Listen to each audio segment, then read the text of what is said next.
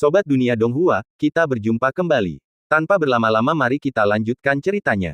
Selamat mendengarkan dan selamat berimajinasi. Mustahil, kau hanya manusia biasa, bagaimana kau bisa menahan kekuatan 30% formasiku?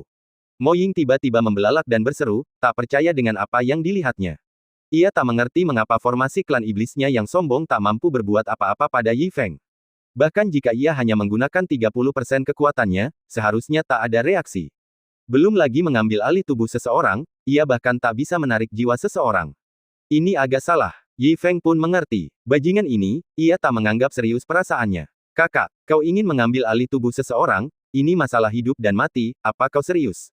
Sial, aku sudah berusaha mati-matian, setiap kali aku tak berusaha sekuat tenaga, tapi si kecil berkulit hitam ini, ia mengirim dirinya sendiri untuk membiarkan Yi Feng mengambil alih tubuhnya, tapi ia begitu ceroboh.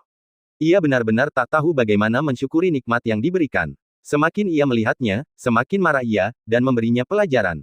Bisakah kau sedikit lebih kuat? 30% itu cuma gelitikan. Kau baru saja membual, dan kau masih membicarakan formasi klan iblis yang mengerikan, apa kau tidak malu?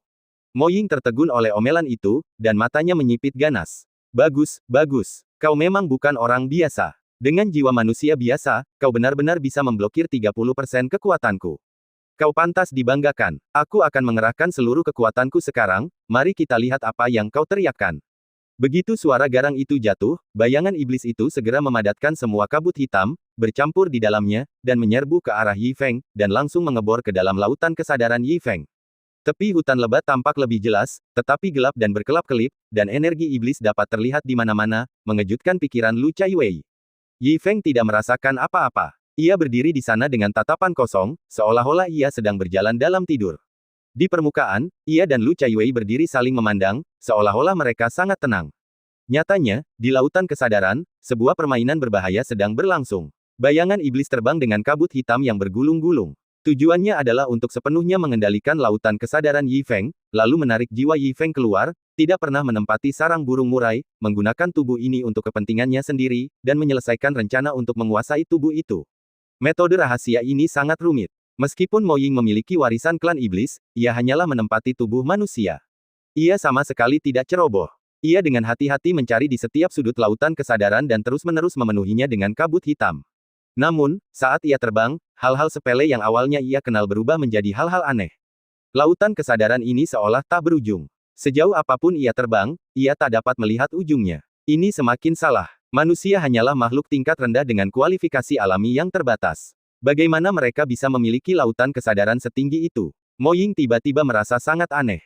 Kecepatan terbangnya juga melambat drastis, menjadi semakin stabil. Namun, sesaat kemudian, sosoknya tiba-tiba membeku di udara, di lautan kesadaran. Di ujung pandangan di kejauhan, semburan cahaya bintang muncul, seperti Bima Sakti. Sialan, Mo Ying begitu terkejut hingga ia mengumpat. Bima Sakti, manusia, berasal dari lautan kesadaran. Ini, sungguh keterlaluan. Kapan ia bisa menempati lautan kesadaran sebesar ini? Tanpa menunggu bayangan iblis itu mengumpat beberapa kali, cahaya bintang di ujung pandangan menjadi semakin terang, dan serpihan cahaya terus bermunculan. Bima Sakti yang awalnya sempit dan panjang kini terus mengembang, seperti langit yang luas dan tak berujung.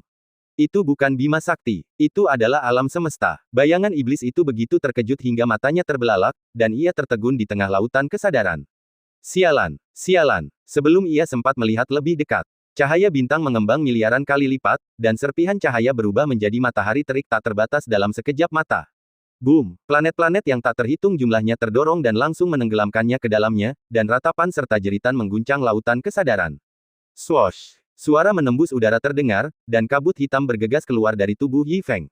Muncul lagi. Kabut itu sudah redup seluruhnya, hampir transparan, tergeletak di tanah dan berlama-lama, dan tidak diketahui apa yang terjadi. Jelas terluka parah. Yi Feng tampak bingung. Secepat itu, menyadari tidak ada perubahan, ia menggaruk kepalanya dengan bingung. Apakah ini akhir dari kepemilikan tubuh? Atau tidak? Katanya lembut. Bayangan iblis itu gemetar karena terkejut, dan berjuang untuk mengangkat matanya dengan kaget. Kau, apa kau sebenarnya? Aku klan iblis ortodoks, kenapa aku sulit menembus lautan kesadaranmu? Aku bahkan tak bisa menguasai tubuhmu dengan formasi klanku. Kau ini apa-apaan? Suara gemetar itu terdengar, dan Lu Chaiwei pun terkejut sekaligus linglung. Ia tahu kengerian bayangan iblis ini lebih dari siapapun. Ia meningkatkan kultivasi tingkat surgawinya, tetapi dengan lambaian tangannya, bahkan 72 pulau itu tak lebih dari sekantong anggur di mata bayangan iblis itu. Ini klan iblis ortodoks. Keberadaan yang begitu mengerikan, bahkan Yi Feng pun tak bisa berbuat apa-apa, dan ia mengucapkan kata-kata yang begitu menakjubkan. Yi Feng, apa-apaan ini? Ia bahkan lebih mengerikan daripada bayangan iblis itu. Bagaimana mungkin? Ini, jalan menuju dominasi yang Lu Chaiwei dambakan langsung retak. Saat bayangan iblis itu berteriak ngeri, keyakinan terakhirnya dalam hidup hampir runtuh. Dibandingkan dengan kedua orang ini, reaksi Yi Feng tampak relatif tenang. Ia menunduk dan menatap dingin, matanya penuh kekecewaan yang acuh tak acuh. Jadi, kau juga tidak bisa. Ia sudah memikirkan hal ini sejak pagi. Iblis-iblis itu mungkin tidak terlalu berguna baginya. Ia sudah terbiasa dengan kekecewaan seperti ini. Setelah bekerja keras sekian lama, itu tetap saja merupakan kebahagiaan palsu. Itu saja, baik membalas dendam untuk Lu Suyao dan mengakhiri semuanya. Yi Feng menyingkirkan jejak harapan itu, dan matanya menjadi dingin. Dalam sekejap, dia menjadi sedikit berbeda. Rasanya ada hawa dingin yang mencekam di langit dan bumi. Rasanya lebih dari 1.000.000 kali lebih mengerikan daripada yang disebut formasi iblis tadi. Rasa dingin itu menyebar hingga puluhan ribu mil, dan semuanya terguncang. Hanya sekilas pandang, bayangan iblis itu begitu ketakutan hingga ia tak punya pikiran lain. Ketakutan yang belum pernah ia alami sebelumnya mendorongnya untuk melarikan diri dengan putus asa. Kabut menghilang bagai angin, seolah sulit dipahami. Sekalipun kabut hitam itu menipis, ia tak berniat untuk tinggal. Metode luar biasa ini, bahkan jika yang disebut umat manusia hadir, akan sulit untuk menahannya. Sayangnya, Yi Feng melihatnya dengan jelas sekilas. Sebelum bayangan iblis itu lolos beberapa langkah, ia melihat sesosok hantu hitam. Begitu ia mengulurkan tangannya, hantu itu sudah dekat. Bayangan iblis itu baru saja lolos beberapa langkah, dan tiba-tiba merasa seluruh tubuhnya terkunci, dan 5 jarinya terentang seolah menutupi langit dan matahari. Rasa tertekan yang mengerikan itu membuatnya merasa tak ada tempat untuk bersembunyi, dan ia terkejut serta membeku di udara. Ketika Yi Feng mencengkeramnya dengan satu tangan, ia bahkan tak punya tenaga untuk melawan. Aduh, mata bayangan iblis itu melebar kaget, dan seluruh tubuhnya mulai gemetar. Ketika ia tersadar kembali, ia telah ditangkap oleh Yi Feng dan kembali ke tempat semula. Mengangkatnya ke udara lebih mudah daripada mencubit ayam. Menatap sepasang mata berbintang dari kejauhan, bayangan iblis itu terkejut dan matanya berkedip, tetapi ketika ia melihat niat membunuh yang dingin di mata Yi Feng, ia tampak lega. Setelah berjuang beberapa napas, ia tertawa serak tanpa rasa takut. Hehe, jadi kau ingin membunuhku. Nada suaranya jauh lebih tenang, seolah menurutnya, dibunuh hanyalah hal biasa, dan itu lebih dari 1.000.000 kali lebih mudah daripada konsekuensi mengerikan yang sebenarnya. Melihat Yi Feng tidak berbicara, senyum bayangan iblis itu semakin lebar, seolah ia telah mendapatkan kembali ketenangan dan kepercayaan dirinya. Ini mustahil. Aku keturunan klan iblis ortodoks, dan sekarang aku adalah roh hantu. Bahkan jika kau membunuhku, selama masih ada sedikit roh, aku masih bisa membentuk kembali tubuhku setelah ribuan tahun. Kau memang lebih kuat dari yang kuduga, tapi sekuat apapun dirimu, kau tak bisa membunuhku. Aku abadi. Hahaha. Yi Feng menatap bayangan iblis itu dengan dingin, tetapi tetap tidak bereaksi. Merasakan beban ringan di tangannya, ia sulit percaya bahwa benda yang bisa diterbangkan dengan sekali hembusan napas ini benar-benar abadi. Seharusnya ia berhati-hati saat menyombongkan diri. Ia berusaha keras untuk menjadi abadi, tetapi ia tidak berhasil. Bayangan hitam sampah yang lemah seperti itu ternyata abadi. Sungguh konyol. Kenapa ia harus bergantung pada seorang wanita untuk bertahan hidup, dan ia juga ingin mengincar dirinya sendiri. Jika ia tidak abadi, kultivasinya seharusnya tidak selemah itu. Berpikir dengan tumitmu, kau tahu bahwa orang ini bicara omong kosong. Yi Feng menatapnya dengan dingin selama beberapa tarikan napas, lalu dengan hati-hati mencubit bayangan iblis di tangannya. Seperti yang diduga, bayangan itu hancur dan jatuh seperti kapas. Percuma saja, setelah beberapa tarikan napas yang kuat, bayangan itu hancur sebagian, dan sepertiganya jatuh ke tanah. Meskipun dalam bahaya, bayangan itu tetap acuh tak acuh. Hehe, percuma saja, cara ini tidak akan berhasil padaku. Yi Feng bukan orang bodoh. Dia tidak akan pernah tertipu seperti ini. Teruslah mencubit. Sebelum beberapa detik, orang ini benar-benar tak bisa bertahan. Ini mustahil, ini benar-benar mustahil. Apa-apaan kau? Senyum arogan sebelumnya langsung berubah menjadi kengerian. Dia menatap puing-puing hitam di tanah dengan wajah terkejut, dan matanya hampir melotot. Yi Feng memasang ekspresi kosong di wajahnya, dan terus mengerahkan kekuatan dengan telapak tangannya. Bang! Dengan suara teredam, bayangan hitam itu hancur berkeping-keping. Tersebar di tanah di bawah kakinya, tampak seperti debu. Tak ada suara lagi, dan lenyap bersama angin. Menyaksikan seluruh proses mengerikan itu, Lu Chaiwei begitu ketakutan hingga ia jatuh ke tanah, dan pandangan dunianya runtuh total. Pada saat ini, ia tampaknya akhirnya menemukan kembali sebagian kemanusiaannya. Wajah pucatnya berlinang air mata, dan ia gemetar memohon ampun, seolah ketakutannya telah terbangun. Tidak, jangan bunuh aku, jangan bunuh aku. Saat ia mengatakan ini, Lu Chaiwei gemetar, berlutut di tanah dengan rendah hati, dan memohon ampun seperti orang gila. Yi Feng tidak tergerak, tetapi berbicara dengan dingin. Hutang darah harus dibayar dengan darah, katanya acuh tak acuh. Pedang besar itu perlahan ditarik keluar, dan saat pedang itu lewat, cahaya dingin muncul, dan warna darah yang seharusnya dimiliki manusia memercik ke bumi. Lu Chaiwei hanya merasakan hawa dingin di tenggorokannya, dan pedang itu telah dimasukkan kembali ke sarungnya. Bang! Dengan suara teredam, gadis cantik yang telah tersesat ke jalan iblis itu terputus. Dalam pemandangan yang mengejutkan dan mengerikan itu, bayangan panjang yang memegang pedang menghilang, terbentang tak terbatas di bawah sinar matahari.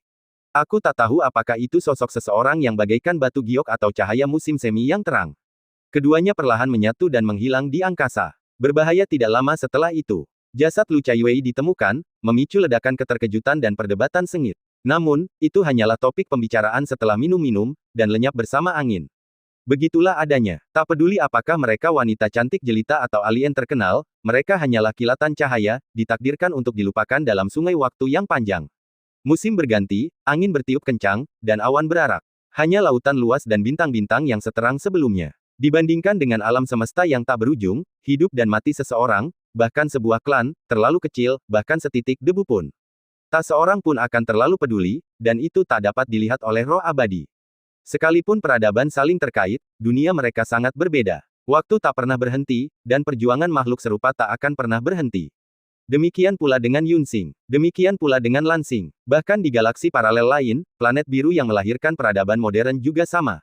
Bintang biru, kota Pingjiang. Malam tiba. Gelombang panas musim panas akhirnya mereda, tetapi lampu neon yang terang di jalanan membawa lebih banyak antusiasme. Di kota yang dipenuhi cahaya dan anggur yang ceria, jalanan yang panjang dipenuhi gadis-gadis tinggi dan cantik mengenakan pakaian keren, dengan riang menyapa anak-anak muda yang lewat. Pria tampan, ayo bersenang-senang. Adik kecil, bar kita sedang mengadakan acara, minum satu kotak dan dapatkan setengah kotak gratis. Cantik, cantik, apakah kamu tertarik untuk bekerja paruh waktu? Sebagai jalanan bar, pemandangan seperti itu sudah biasa. Jika sebuah bar tidak memiliki beberapa pelayan cantik untuk menarik pelanggan, bar tersebut ditakdirkan untuk sulit beroperasi dalam waktu lama. Ini adalah era terbaik, tetapi juga era yang paling berliku-liku. Sosok-sosok muda menambah pesona musim panas dan membuat kehidupan malam semakin ramai. Sebagian besar tamu yang lewat akan selalu tertarik. Sekalipun dompet mereka kosong dan mereka tidak bisa berbelanja, wajar saja untuk memuaskan mata mereka. Siapa yang tidak menyukai keindahan? Hanya pemuda yang berjalan di kejauhan yang selalu menatap mereka tanpa ampun. Jika seseorang memperhatikan dengan saksama, mereka akan menemukan bahwa dia tidak pernah melihat wanita-wanita muda ini, dan dia bahkan tidak menoleh. Dia terlalu tenang untuk menyamai usianya. Bahkan jika ada jebakan, mustahil untuk melakukan apapun pada orang seperti itu. Dia terlalu tenang. Jika dia tidak memiliki rambut dan janggut, orang lain mungkin berpikir dia memiliki beberapa masalah. Sayang sekali, pria muda itu mengenakan sepatu kets dan celana pendek, dengan tusuk gigi di mulutnya. Dia tampak seperti pecundang yang ada di mana-mana di jalan. Dia terlalu biasa dan penampilannya biasa saja. Sulit bagi orang untuk memperhatikannya. Di dunia, legenda pria yang tenang terlewatkan. Pria muda itu tidak pernah peduli dengan mata orang lain. Dia berjalan dengan mantap dan santai sepanjang jalan. Kecuali dengan hati-hati menghindari pejalan kaki, tidak ada yang istimewa tentang dirinya. Dia berjalan santai sambil tersenyum untuk sementara waktu. Tiba-tiba dia menemukan selembar kertas merah. Dia melihat sekeliling dengan hati-hati dan tidak menemukan sosok yang mencurigakan. Kemudian dia menginjaknya dan mengambilnya seolah-olah dia sedang mengikat tali sepatunya. Uang 100 yuan yang keriput itu penuh dengan aroma tembaga yang nostalgia. Ia tak kuasa menahan desahan dan bergumam setelah memegangnya dan mengamatinya lebih dekat. Awal yang baik, aku beruntung. Sudah lama aku tidak melihat benda ini. Di saat bahagia ini, tiba-tiba, terjadi keributan di sekitar jalan, dan orang-orang berlarian panik. Setelah tangisan dan lari bersahutan, jalan panjang yang ramai itu menjadi sepi dalam sekejap mata. Orang-orang yang lewat bersembunyi di rumah mereka dan tidak keluar. Gerbang perumahan yang tak jauh dari sana juga terkunci. Kurang dari setengah menit kemudian, langit malam kota yang cerah kini dipenuhi kabut tipis. Bahkan lampu jalan pun terselubung lingkaran cahaya yang samar. Jalan panjang yang sunyi itu dipenuhi suasana suram. Namun, dalam waktu yang sangat singkat, jalan itu kosong. Tampaknya ada sosok-sosok hantu yang tak terhitung jumlahnya melompat dan bergerak di antara gedung-gedung tinggi. Ia sama sekali tidak bereaksi, seolah-olah ia tidak menyadari sesuatu yang aneh.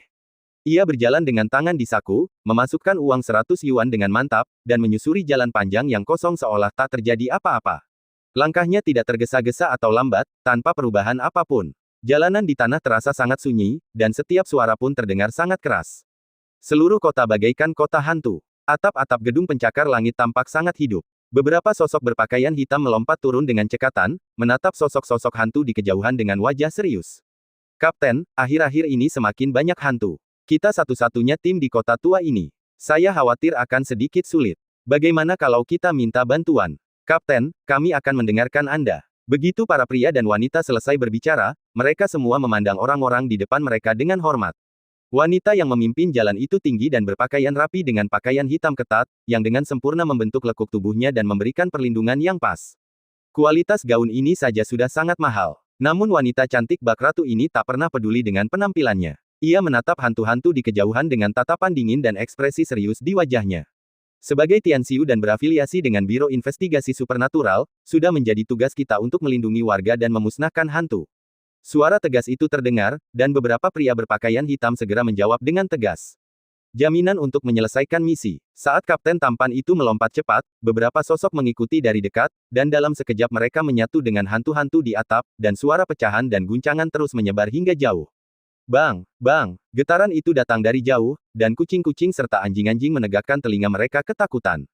Pemuda bercelana pendek itu terus berjalan dengan mantap, berkonsentrasi pada jalan di depan, seolah-olah ia takut jatuh. Apapun yang terjadi, yang terpenting bukanlah berjalan dengan baik di jalan ini. Ia tidak tahu berapa banyak persimpangan yang telah ia lewati. Akhirnya, ia berhenti di depan sebuah gang kecil, menatap pintu kayu lusuh di pintu masuk gang, dengan senyum puas di wajahnya. Tidak mudah. Akhirnya menemukan tempat untuk membeli kertas jimat. Sangat sulit menemukan benda ini akhir-akhir. Sikkan beberapa kata dengan pelan. Pemuda itu melangkah maju dengan mantap dan mengetuk pintu kayu dengan ragu-ragu. Ketuk, ketuk, ada orang di sana. Setelah mengetuk dan bertanya beberapa kali, suara gemetar seorang pria tua terdengar dari pintu. Kau, sebaiknya kau cepat pergi. Tokoku tidak akan buka malam ini. Kau bisa kembali lain hari. Begitu kata-kata ini keluar, pemuda itu begitu ketakutan hingga wajahnya panik, seolah-olah sedotan penyelamat hidupnya telah dipotong. Ah, tidak membuka pintu. Pemuda itu menoleh ke belakang dengan cemas dan menggertakkan giginya. Aku tidak bisa tidak membuka pintu. Setiap malam itu berbahaya. Aku tidak pernah melakukan sesuatu tanpa persiapan. Kalau aku tidak membuka pintu, bagaimana aku bisa menghabiskan malam ini? Kau harus membuka pintu ini hari ini. Ia menatapnya dengan tajam. Pemuda itu menggoyangkan telapak tangannya sedikit, dan kunci di dalam pintu kayu itu pun terbuka sendiri. Klik. Dengan suara nyaring, permukaan pintu jelas sedikit bergeser. Pemuda itu mendorong dengan kuat, dan dengan bunyi dentang, pintu kayu tua itu tiba-tiba terbuka, memperlihatkan cahaya bulan. Setelah menunggu beberapa detik, tidak ada seorang pun yang keluar dari ruang dalam, dan ia hanya samar-samar mendengar suara-suara gemetar. Ia terlalu malas untuk menunggu lebih lama lagi, jadi ia mulai meraba-raba di dalam toko. Tak lama kemudian, ia menemukan gulungan kertas rami yang selama ini ia pikirkan, dan wajahnya penuh senyum. Ya, sepertinya aku bisa membuat 100.000 jimat, lumayan. Ia mengikat gulungan kertas itu dan memasang selapis kertas kasar. Pemuda itu mengangguk puas. Baiklah, dengan begini kita tidak akan takut hujan, dan tidak akan ada masalah dalam perjalanan pulang. Semuanya sudah dikemas. Ia merogoh sakunya sebentar, dan akhirnya mengumpulkan uang kertas warna-warni dan beberapa koin baja besar dan kecil. Setelah menghitungnya beberapa kali, ia akhirnya mengumpulkan cukup uang kertas, dan kembali dengan puas. Ia pulang dengan santai, langkahnya jauh lebih ringan. Ia terus bergumam sambil tersenyum. 100.000 jimat memang sedikit kurang, jauh dari level 1 miliar, tapi tidak apa-apa. Lagi pula, dunia ini berbeda. Jika tiba-tiba ada 1 miliar lebih orang, seluruh planet akan kacau balau. Wu Tao dengan enggan menerima situasi saat ini, dan langkahnya menjadi semakin mantap. Ia berjalan menuju kediaman tersembunyi di kejauhan, bersenandung kecil sepanjang jalan, merasa sangat rileks. Di atap gedung tinggi, suasana terasa berat saat itu. Di tanah, salah satu anggota tim telah berhenti bernapas, dan yang lainnya juga tidak sadarkan diri. Meskipun semua orang sudah lama menyadarinya, melihat rekan satu tim mereka dikorbankan di hadapan mereka, tak seorang pun bisa langsung melepaskan duka, bahkan kapten cantik yang biasanya tegas pun tak bersuara untuk waktu yang lama. Berdiri sendirian di tepi gedung tinggi, memandangi kota yang semakin bobrok dalam lamunan. Hingga seorang anggota tim wanita muda datang dan melaporkan situasi dengan takjub. Kapten, dalam operasi ini, semua hantu telah diusir. Salah satu anggota tim kita tewas dan satu lagi luka parah. Kapten cantik itu mengangguk pelan. Ketika ia berbalik, wajahnya kembali menunjukkan ekspresi tegasnya. Terus waspada di sekitar sini, jangan lengah. Setelah memastikan tidak ada hantu, laporkan perkembangan pekerjaan ke markas sesuai peraturan, berikan santunan kepada keluarga korban, dan rawat yang terluka. Bersamaan, mulai hari ini, jam malam akan diberlakukan di sini. Jika ada hantu di malam hari, tidak seorang pun diizinkan meninggalkan rumah tanpa izin. Anggota tim lainnya segera memberi hormat dan menjawab. Ya, Kapten. Anggota tim wanita di belakangnya juga mengeluarkan alat komunikasi dan terus mengirimkan foto-foto kejadian. Semuanya beres. Setelah mengalami banyak penderitaan, semua orang menjadi lebih dewasa, menekan emosi pribadi mereka setelah bekerja, dan semuanya didasarkan pada melindungi warga negara terlebih dahulu. Lepaskan seragam, mereka adalah diri mereka sendiri. Kenakan pakaian hitam ini, mereka adalah penjaga yang melindungi kota, garis pertahanan terakhir untuk melindungi lampu ribuan rumah, dan mereka tidak diizinkan untuk mundur selangkah pun. Namun, situasinya tampaknya semakin memburuk. Malam ini, rekan satu tim lainnya dikorbankan, dan mereka nyaris tidak berhasil menjaga perdamaian. Apa yang akan terjadi besok? Berapa lama mereka bisa mempertahankannya di masa depan? Dengan gelombang kekhawatiran di hatinya, Kapten cantik itu menatap pemandangan malam kota dalam keadaan linglung. Tiba-tiba, sesosok muncul. Kapten cantik itu tertegun dan menatapnya dengan saksama. Memang ada seorang pria, berjalan perlahan di jalan panjang, mengenakan pakaian biasa, memegang dua tas di tangannya, dan tampak malas seolah-olah tidak ada yang terjadi. Kapten cantik itu mengerutkan kening dan segera pergi. Anggota tim wanita itu tidak tahu apa yang terjadi, tetapi bergegas menyusul. Ketika keduanya berjalan ke jalan, pemuda itu tidak berjalan terlalu jauh, dan ia tampak seperti warga biasa. Langkahnya yang malas membuat keduanya semakin tak berdaya. Kapten yang tampan itu melangkah maju dan memanggil pemuda itu. Halo, pemuda itu berbalik dengan bingung, dan penampilannya juga biasa saja. Ada apa? Pertanyaan ini, amarah anggota tim wanita itu hampir melonjak. Apalagi, semua orang berjuang untuk melindungi warga, tetapi kau bahkan tidak peduli dengan nyawamu sendiri. Kau berkeliaran di luar di malam hari. Apakah kau layak untuk para prajurit yang mati itu? Dibandingkan dengan amarahnya yang keras, kapten wanita itu jauh lebih tenang. Ia menarik napas dalam-dalam dan berbicara dengan serius. Sekarang terlalu berbahaya di malam hari. Akan ada jam malam di masa depan. Sebaiknya kau tidak keluar sendirian di malam hari. Apakah kau mengerti? Wu Tao semakin bingung setelah mendengar ini. Ia tidak pernah merasakan sedikit pun bahaya, bahkan kemungkinan 1:1.000.000. Setelah memikirkannya cukup lama, ia merasa tidak melakukan kesalahan apapun. Di mana letak bahayanya? Kenapa aku tidak merasakannya? Ketika Wu Tao mendengar bahwa ia tidak bisa keluar, raut wajahnya menjadi tegas. Bagaimana mungkin aku tidak keluar? Kalau aku tidak keluar untuk membeli barang, itu akan berbahaya. Ia melirik tas di tangannya dan melihat bahwa kertas jimat itu aman dan sehat, jadi ia menghela napas lega. Kata-kata dan tindakan yang tidak masuk akal itu membuat kedua wanita cantik itu merasa tertekan. Bahkan kapten wanita itu pun tak kuasa menahan diri untuk tidak terlihat sedikit dingin. Pria ini benar-benar tidak tahu berterima kasih. Percuma saja membujuknya. Ia memiliki masalah kognitif yang umum. Mungkin sesuatu yang buruk akan terjadi. Tapi kapten wanita itu tidak bisa mengabaikannya karena ia mengenakan pakaian hitam. Ia tidak bisa begitu saja mengabaikan warga seperti itu dan membiarkannya mati di jalan. Setelah beberapa kali melirik, ia hanya bisa bertanya dengan nada tertahan. Tuan, di mana Anda tinggal? Jika tidak terjadi apa-apa, kami bisa mengantar Anda pulang. Wu Tao tercengang. Ada orang baik seperti itu. Apakah dunia begitu cerah sekarang? Ia melihat sekeliling. Melihat kedua wanita itu tampak tenang dan tidak ada bahaya, ia mengangguk gembira. Oke, sambil berkata begitu, ia menunjuk ke arah itu dengan bibirnya. Rumahku ada di depan, terima kasih. Kedua wanita itu mengangguk dan mengantar Wu Tao pulang. Awalnya, mereka masih sangat waspada dan memperhatikan sekeliling. Namun, melihat penampilan Wu Tao yang santai, para anggota tim wanita itu tak kuasa menahan diri untuk bergumam.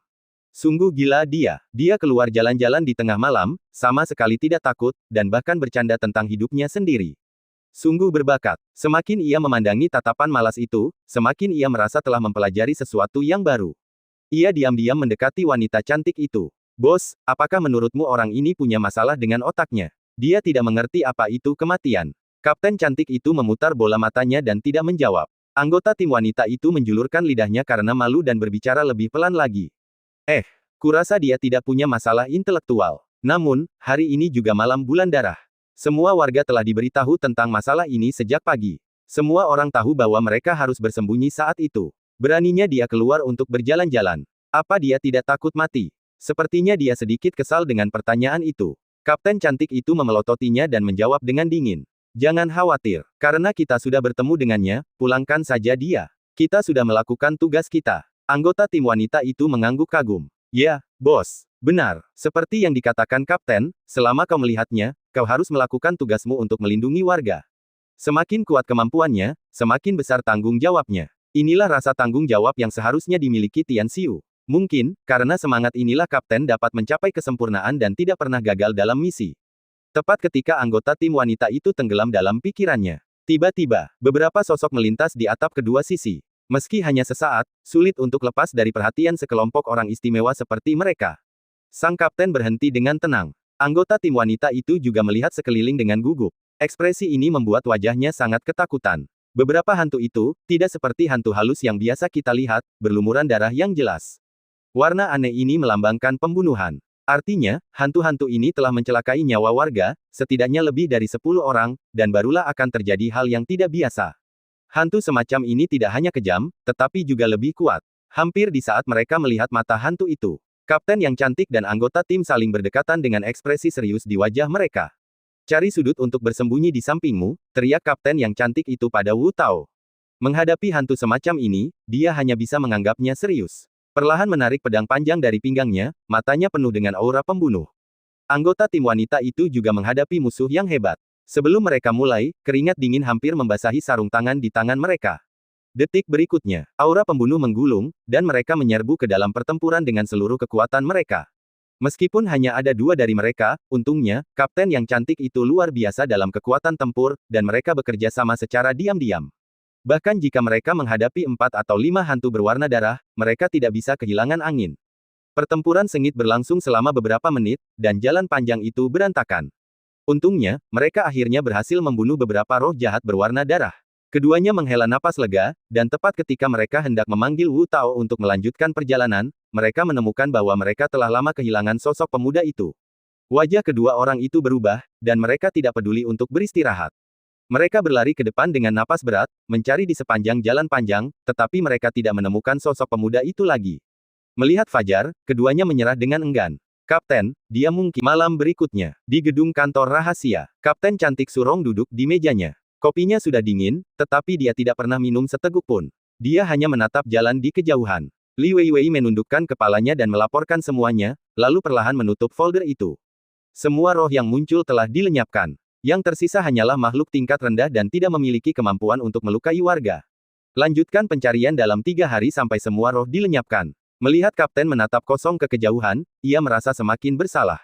Bos, ini semua salahku kemarin. Jika aku berlatih lebih keras, aku tidak akan menyeretmu ke bawah ketika aku bertemu roh berdarah itu, dan orang itu tidak akan menghilang kemarin. Mendengar ini, Surong menoleh ke belakang dan mengangguk, dengan raut lega yang langka di mata indahnya. Itu bukan urusanmu. Kau sudah bekerja keras, dan meningkatkan kekuatan tempurmu bukanlah sesuatu yang bisa dilakukan dalam 1 atau 2 hari. Meski hanya 2 kalimat pendek, itu adalah toleransi yang belum pernah terjadi sebelumnya dari sura berwajah dingin yang terkenal ini. Tetapi yang lebih penting lagi, Li Weiwei merasa semakin bersalah.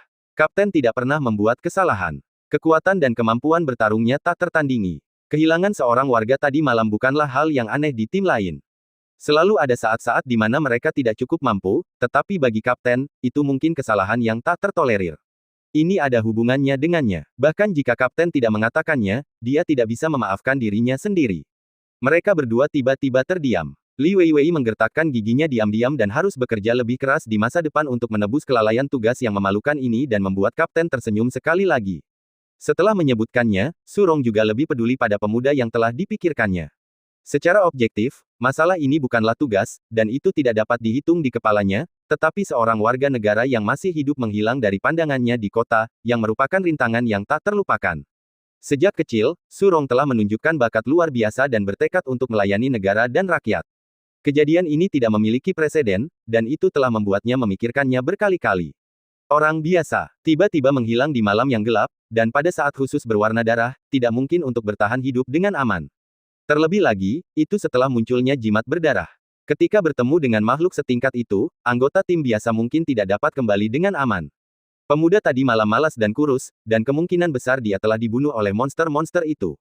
Seandainya aku lebih kuat, seandainya aku mengepung orang itu saat itu, aku pasti sudah bersiap siaga semaksimal mungkin sejak pagi. Mungkin, situasinya tidak akan seperti ini. Jika ada yang bisa dikompensasi, itu adalah mencari keluarganya dan memberikan kompensasi, yang dianggap sedikit disengaja. Memikirkan hal ini, Su Rong mengangkat matanya. Pergi dan periksa di mana alamat orang itu kemarin, dan pergilah ke sana untukku. Kapten benar-benar tidak bisa melupakannya. Li Weiwei mengangkat matanya dengan terkejut dan mengangguk dengan sungguh-sungguh. Baik, bos. Berbicara tentang kekuatan tempur, Li Weiwei mungkin paling-paling kelas menengah, tetapi dalam hal berkas dan komputer, dia memang berbakat. Selain otoritas identitasnya yang istimewa, bahkan tanpa nama dan nomor ID spesifik pihak lain, tugas yang tampaknya seperti mencari jarum dalam tumpukan jerami ini tidak terlalu sulit baginya. Tidak lama kemudian, Li Weiwei datang ke sebuah permukiman tua di Sikeng dengan segudang hadiah dan uang kompensasi yang ia bayarkan sendiri. Sayangnya, melalui risetnya, ia menemukan bahwa pemuda bernama Wu Tao ini penyendiri, jadi meskipun ia pergi ke rumahnya secara langsung, rasanya tidak akan masuk akal. Semakin jauh ia berjalan, semakin berat suasana hatinya. Berjalan di permukiman tua yang bobrok itu, suasana hati Li Weiwei menjadi kacau. Tanpa sadar, ia sudah berdiri di depan pintu unit 1, No. 2. Setelah berjuang dan ragu-ragu cukup lama, ia tidak tahu harus bagaimana lagi.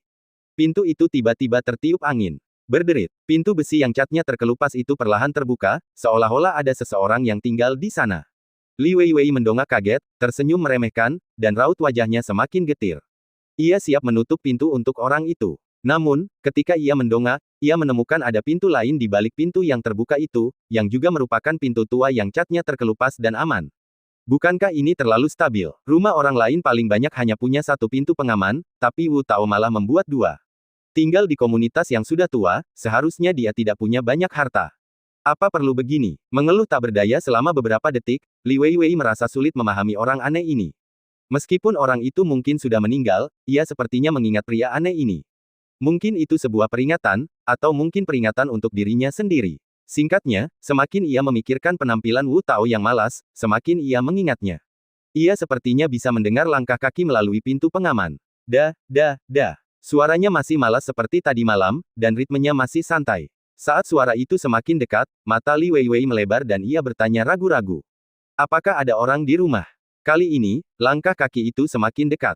Kemudian, sepasang mata melihat ke arah pintu, dan suara pintu terbuka terdengar seperti petasan. Total ada 8 pintu, semuanya hampir sama dengan pintu-pintu sebelumnya, dan pintu-pintu itu terbuka satu demi satu di hadapannya. Pintu-pintu itu jika dijumlahkan menjadi lebih tebal dari dinding. Ketika pintu ke-8 terbuka, seorang pria malas bercelana pendek yang familiar berdiri di hadapannya. Oh, ternyata kau. Mata Li Weiwei melebar. Kau masih hidup. Kenapa kau menghilang kemarin? Wu Tao menjawab dengan tenang. Aku melihatmu sepertinya sedang berkelahi, jadi kau mungkin tidak peduli untuk mengantarku pulang, jadi aku pulang sendirian. Swiss. Begitu kata-kata santai itu terucap, wajah gadis kecil itu memerah karena marah. Apa maksudmu pulang sendirian? Sangat mudah untuk mengatakannya. Bos dan aku sangat khawatir, tetapi dia sangat tidak berperasaan. Benar-benar menyebalkan. Meskipun Li Weiwei akhirnya melepaskan Wu Tao yang aman dan sehat, jelas bahwa pria ini sangat tidak berperasaan sehingga dia khawatir untuk waktu yang lama dengan sia-sia, dan dia benar-benar marah. Bagaimana mungkin orang ini begitu aneh?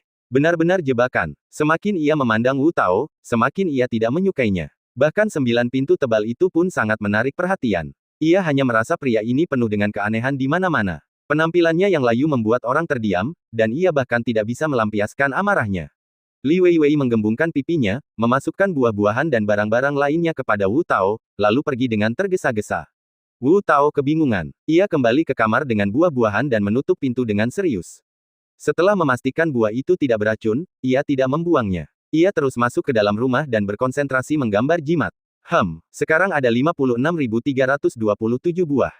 Masih ada 43.673 buah yang kurang untuk membentuk 100.000 klon. Meskipun ancamannya tidak sekuat itu di dunia ini, orang-orang harus selalu berhati-hati. Pada titik ini, Wu Tao menunjukkan sedikit keluhan. Hei, ini semua karena terlalu sedikit orang di dunia ini. Totalnya hanya beberapa miliar orang, yang membuatku malu. Kalau tidak, aku pasti sudah membuat 10 miliar klon terlebih dahulu, dan faktor keamananku pasti langsung meningkat tajam. Lupakan saja. Mungkin agak sulit untuk mendapatkan 100 juta orang tambahan dari ketiadaan. Tapi selama satu orang digunakan, aku akan membuat 100.000 lagi. Seharusnya ini cukup untuk memastikan keamanan. Hari sudah fajar. Wu Tao sibuk sepanjang malam. Melihat jimat yang menumpuk di seluruh lantai dan tempat tidur, dia meregangkan tubuh dengan puas. Tapi di tengah peregangannya, senyumnya membeku. Dia menatap jimat dan ekspresi buruk muncul di wajahnya. Ia segera mengambil satu dan mengamatinya dengan saksama. Ia mengganti beberapa jimat lagi secara berurutan dan mendesah marah. Aku lupa kalau sebagian besar kultivasiku tidak bisa digunakan karena hukum. Mustahil membuat jimat di sini hanya dengan menggambarnya. Kau juga membutuhkan kekuatan spiritual langit dan bumi. Kekuatan spiritual langit dan bumi, kekuatan spiritual langit dan bumi. Setelah bergumam beberapa menit, mata Wu Tao akhirnya berbinar. Ya, ambil lumpur merah yang tidak terkena kembang api dan gunakan untuk menggambar jimat. Pasti berguna. Memikirkan hal ini, Wu Tao segera berpakaian, menyiapkan semua yang dibutuhkannya, mengunci pintu dengan hati-hati, lalu bergegas keluar kota. Di tempat ini, konstruksi industri ada di mana-mana. Meski terlihat kumuh, banyak tempat telah tercemar oleh kekasaran, dan mustahil energi spiritual langit dan bumi ada. Bahkan beberapa kuil Tao yang bobrok pun tampak vulgar. Satu-satunya cara adalah pergi ke hutan belantara di luar kota untuk menemukan lumpur merah. Untungnya, Wu Tao sudah terbiasa dengan segala sesuatu di sekitarnya, dan ia memiliki rasa siap menghadapi krisis. Keluar kota tentu saja mudah, dan ia bahkan punya sedikit gambaran tentang di mana menemukan lumpur merah. Hari belum senja, ia sudah berjalan ke lereng bukit di luar kota dan berbaring di kaki gunung untuk menggali dengan penuh semangat.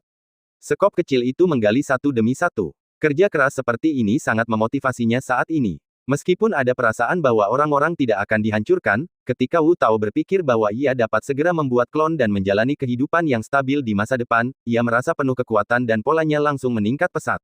Sekop lain jatuh, dan slogan itu pun diteriakkan. 80. 80. Sekop insinyur kecil itu tidak menyekop tanah, tetapi mendapatkan banyak klon secara gratis. Setiap sekop tambahan berarti 80 nyawa lagi. Jika tidak ada alat yang lebih baik dan kantong yang lebih besar, ia bisa saja meratakan seluruh lereng bukit. Melihat kantongnya hampir penuh, Wu Tao akhirnya berdiri dengan puas dan bersiap untuk beristirahat sejenak. Entahlah, tak peduli dia berdiri atau gelap, ada hantu merah di sebelahnya, menatapnya dengan serius. Mata besar bertemu mata kecil. Wu Tao tiba-tiba merasa ada yang tidak beres. Tarik kantongnya dan lari. Reaksi hantu itu pun sama. Tiba-tiba ia memasang wajah mengerikan, merentangkan kedua cakarnya, dan menerkamnya. Serangannya ganas, dan ekspresinya jelek dan mengerikan. Baik dari segi tingkat bahaya dalam pertarungan sungguhan maupun tingkat serangan sihir yang menjijikkan, hantu ini bukanlah sosok biasa, bahkan lebih kuat dari jimat darah. Begitu ia bergerak, ia langsung menjadi monster tua. Untungnya, Wu Tao punya banyak pengalaman melarikan diri. Ia membawa tasnya dan sedikit menoleh ke samping, lalu dengan mudah menghindari gerakan merobek wajah itu. Setelah satu putaran, hantu itu semakin marah, dan wajahnya yang ganas hampir terpelintir. Ia meraung di malam hari, jauh lebih menakutkan daripada Sadako. Wu Tao juga getir, membawa sekantong tanah penyelamat. Ia tak pernah menyangka akan menghadapi krisis di dunia ini dalam sekejap mata. Dan itu adalah krisis 1 banding 1 miliar. Tanpa sepatah kata pun, Wu Tao membawa tanah jimat itu dan melarikan diri, terus-menerus mengingatkan dirinya sendiri dalam hati. Lari, bersabarlah sebentar dan laut akan tenang, mundur selangkah dan langit akan terbuka lebar. Meskipun mudah untuk membunuhnya, ada banyak keturunan penjahat. Bagaimana jika ada bibi dan paman yang ingin membalas dendam, bencana akan tak berujung sejak saat itu. Aku tak sanggup menanggung risiko ini. Monster itu belum bereaksi. Wu Tao telah melarikan diri, dan Raja Lemak di bawah kakinya begitu mengerikan. Melihat manusia itu akan lolos, ia tiba-tiba mengejarnya, melesat di langit malam, menimbulkan hembusan angin dingin, dan terus-menerus mendekati Wu Tao. His gelombang his. Mendengar raungan di belakangnya, Wu Tao berlari semakin cepat. Ia hampir mengayunkan kakinya, tetapi tetap tidak bisa mengusir hantu itu, yang membuatnya cemas dan marah, dan ia mengumpat keras di hutan belantara. Sialan, hukum di tempat yang rusak ini terlalu buruk, jadi aku hanya bisa menggunakan kekuatanku sebatas itu. Bagaimana jika aku menggunakan lebih banyak dan dunia runtuh? Aku berusaha sekuat tenaga untuk lari lagi. Kenapa kau mengejarku? Seberapa besar dendammu padaku? Wu Tao merasa semakin frustrasi saat ia berlari, seperti dikejar anjing liar. Monster itu juga semakin marah saat ia mengejar. Bagaimana mungkin manusia bisa begitu pengecut? Ia jelas-jelas melarikan diri, tetapi ia masih berteriak. Saat Wu Tao mengumpat, wajah monster itu menjadi semakin ganas, dan tiba-tiba meraung ke langit malam, seperti serigala yang melolong. Beberapa raungan terdengar. Semua jenis hantu terus bermunculan dari segala arah, seperti marmut, mengejar Wu Tao. Sosok-sosok gelap melayang di udara, dan Wu Tao merasa bulan tiba-tiba menjadi hitam. Menoleh ke belakang, ia langsung melompat ketakutan. Sialan, kalian hantu-hantu berkumpul, berlari maraton di kejauhan. Kita tidak punya dendam di masa lalu, tidak ada dendam di masa sekarang, dan itu tidak ada hubungannya denganmu. Kalau aku menggali tanah, kenapa kau mengejarku seperti ini? Kata Wu Tao taktis, tetapi langkahnya tidak berhenti sedetik pun. Para monster beterbangan di udara dan mengejar dengan liar, melahap debu pinggiran kota sepanjang jalan. Ia mengatakan banyak hal baik. Tidak apa-apa jika pada akhirnya sia-sia. Akibatnya, para monster meraung semakin ganas, menarik bayangan hitam yang tak terhitung jumlahnya di sepanjang jalan. Sebelum ia berlari keluar dari pinggiran kota, Wu Tao sudah dipenuhi bayangan hitam di belakangnya. Sekilas pandang, setidaknya ribuan, sebanding dengan banjir binatang buas. Itu dia, seorang pria yang melawan bumi berlari liar, dan debu hitam di belakangnya sebanding dengan tsunami. Malam semakin larut. Mungkin pembersihan kemarin berhasil. Tidak ada jejak hantu hari ini. Para petugas patroli di menara sedikit lebih santai, dan sesekali beberapa orang berbicara dengan tenang. Di gerbang kota, Kapten Surong berdiri diam dan menatap ke kejauhan, tanpa gerakan di matanya. Baru ketika mendengar cerita marah Li Weiwei, dia menoleh ke belakang dengan sedikit terkejut. Maksudmu, dia bukan hanya tidak mati, tetapi dia juga membangun 8 atau 9 pintu besi dan mengunci diri di rumahnya. Li Weiwei mengangguk. Benar, orang ini benar-benar menyebalkan. Kami mengirimnya pergi dengan niat baik, tetapi dia sangat tidak berperasaan. Namun, dia tampaknya tahu bagaimana memastikan keselamatannya sendiri. Meskipun agak berlebihan, itu bukan hal yang buruk. Surong juga mengangguk lembut. Ya, selama dia baik-baik saja, kita bisa melindungi keselamatan warga dan merasa tenang. Li Weiwei tersenyum hormat. Bos, Anda tenang saja. Tidak ada pergerakan malam ini. Seharusnya ini balasan dari Tuhan karena melihat Anda begitu mengkhawatirkan warga. Ucapan cerdas itu tepat, sedikit meredakan suasana tegang. Ekspresi Surong juga sedikit rileks. Ia kembali menatap keluar kota, dan ada secercah harapan di matanya. Namun detik berikutnya, matanya tiba-tiba bergetar, dan ekspresinya tiba-tiba menjadi serius. Ekspresi serius seperti ini jarang muncul di wajah Kapten. Li Weiwei tertegun dan menatap dengan rasa ingin tahu ke arah tatapannya. Ia melihat, kabut hitam bergulung di luar kota, dan langit dipenuhi roh jahat yang tak terhitung jumlahnya.